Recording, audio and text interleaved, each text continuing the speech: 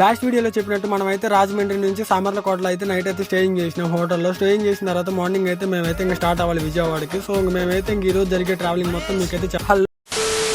So guys నమస్తే. ఇంకా మనమైతే ఇంకా ఆల్టింగ్ అయితే వచ్చాము. ఈ రోజు చాలా రోజుల తర్వాత నేనైతే ఆల్టింగ్ వచ్చాను. వచ్చింది రాజమండ్రి నుంచి మనం అయితే సామర్లకోటకు వచ్చి సామర్లకోట నుంచి మనం పెద్దాపురం మీదుగా మళ్ళీ మనం రాజానగరం నుంచి ఇంకా రాజమండ్రి నుంచి తర్వాత హనుమాన్ జంక్షన్ వరకు అయితే మన ట్రావెలింగ్ అయితే ఈ రోజు సాగుతుంది. నేను విజయవాడలో డ్రైవింగ్ వెళ్ళడానికి కారణం అయితే శ్రీరామ డ్రైవర్ సర్వీసెస్. మీకు విజయవాడ నుంచి ఎక్కడికైనా లాంగ్ ట్రిప్స్ కి వెళ్ళాలన్నప్పుడు ఆల్టింగ్ డ్రైవర్స్ కోసం అయితే నేను మన విజయవాడలో 24/7 అవైలబిలిటీలో ఆల్టింగ్ డ్రైవర్స్ అయితే శ్రీరామ డ్రైవర్ సర్వీసెస్ అయితే ప్రొవైడ్ చేస్తారు.